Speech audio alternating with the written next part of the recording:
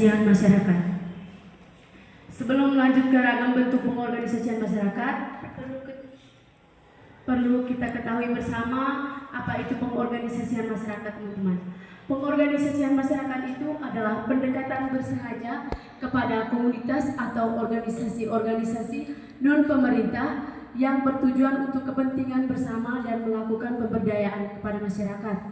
Contohnya itu organisasi non-pemerintah seperti LSM, NGO, dan organisasi-organisasi yang sekarang sedang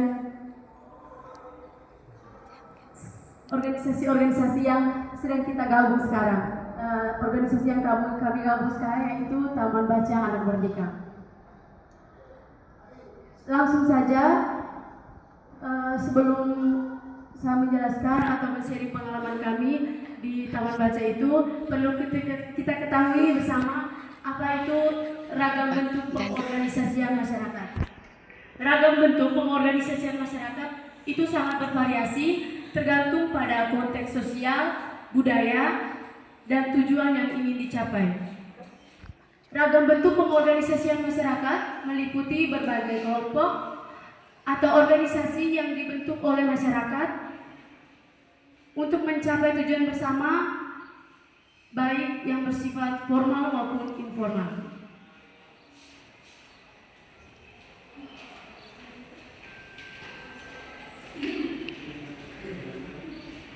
Ragam bentuk pengorganisasian masyarakat, yang pertama itu harus berdasarkan wilayah. Berdasarkan wilayah itu di dalamnya pasti ada RT RW, desa atau kelurahan. Berdasarkan hasil wawancara kami kemarin, sharing-sharing pengalaman sedikit bersama Kakak Mario, ketua dari Taman Baca Anak Merdeka. Ketika kita melakukan suatu kegiatan pemberdayaan masyarakat, pasti pertamanya kita melakukan pendekatan, pasti bisa dari RT RW langsung ke kelurahan atau desa, tapi bisa juga sebaliknya dari kelurahan nanti bisa diteruskan atau bisa penyampaian juga ke RT RW. Yang kedua ada kepentingan bersama.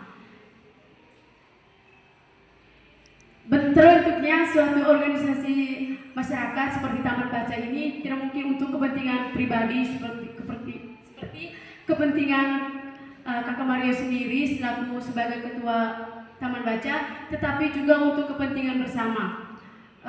Untuk kepentingan bersama ini Taman Baca pernah melakukan suatu kegiatan, yaitu mengadakan literasi. Karena mereka melihat bahwa isu-isu bahwa literasi di ND ini sangat rendah. Jadi melihat isu-isu tersebut, Taman Baca membuka itu agar bisa mengembangkan kapasitas anak-anak juga. Dan juga ada kelas matematika yang dilakukan oleh komunitas Taman Baca, itu untuk usia SD dan SMP saja. Terus kalau untuk kepentingan bersama juga, komunitas Taman Baca itu pernah melakukan kegiatan peduli lingkungan, yaitu melakukan penghijauan di Nuabosi. Bukan hanya komunitas Taman Baca sendiri, tetapi komunitas Taman Baca itu berkolaborasi bersama Koalisi Kopi, berkolaborasi bersama Koalisi Kopi untuk melakukan penghijauan, menanam pohon di Nuabosi, terus membuat kebun contoh juga. Tujuan dari organisasi itu kan untuk melakukan pemberdayaan kepada masyarakat, tetapi juga bisa memperdayakan komunitas. Jadi kebun contoh itu ada di belakang rumah baca yang sekarang kami bergabung itu. Kami ada tanam kacang, tanam sayur, jadi itu untuk memperdayakan komunitas itu sendiri. Berikutnya ada isu-isu dan gerakan sosial. Komunitas Taman Baca itu berkolaborasi dengan organisasi atau komunitas seperti Trasero yang tentang sampah itu. Mereka pernah melakukan sosialisasi di Detusoko tentang pengurangan penggunaan sampah. Jadi mereka pernah melakukan sosialisasi di Detusoko dengan teman-teman dari Trasero. Terus berikutnya juga komunitas Taman Baca itu juga pernah berkolaborasi bersama Ende Musik Community untuk menyuarakan isu-isu yang terjadi di Ende sekarang atau yang terjadi di sekitar kita, bukan hanya Ende, di Bejawa mungkin, yaitu tentang isu-isu geothermal dan mengangkat isu-isu seperti literasi yang masih sangat rendah. isu-isu juga pasti ada minat dan hobi.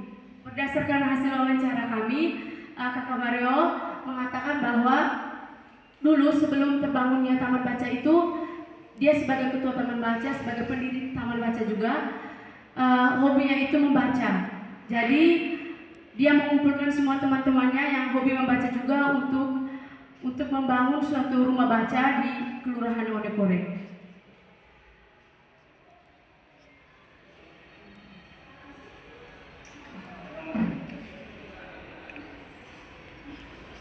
Di sini ada foto-foto dan video-video yang akan bergabung di Taman Baca.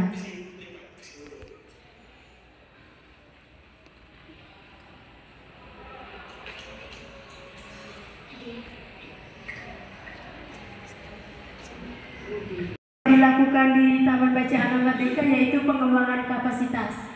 Pengembangan kapasitas di sini bukan pengembangan kapasitas itu seperti merajuk, terus pernah pembuatan dingin sebelum pasca. Terus kelas membaca, komunitas Taman Baca ini sering turun ke sekolah-sekolah di wilayah ini untuk meningkatkan literasi dalam baca. Terus ada kelas matematika itu mereka biasa turun ke sekolah-sekolah di ND untuk kelas matematika di usia SD dan SMP. Terus ada kelas belajar anak-anak dan kelas membaca itu setiap sore ketika kami bergabung di Taman Baca Anak Merdeka, pasti saja ada pengunjung seperti anak-anak yang ingin membaca di Taman Baca Anak Merdeka. Anak-anak SD, anak-anak SMP yang berada di sekitaran Kelurahan Wonokore.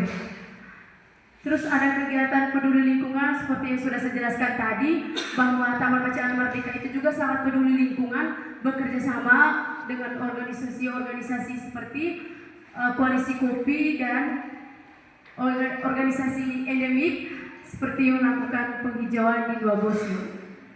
Mungkin itu saja yang bisa saya jelaskan dari kelompok kami. Sekian dan terima kasih.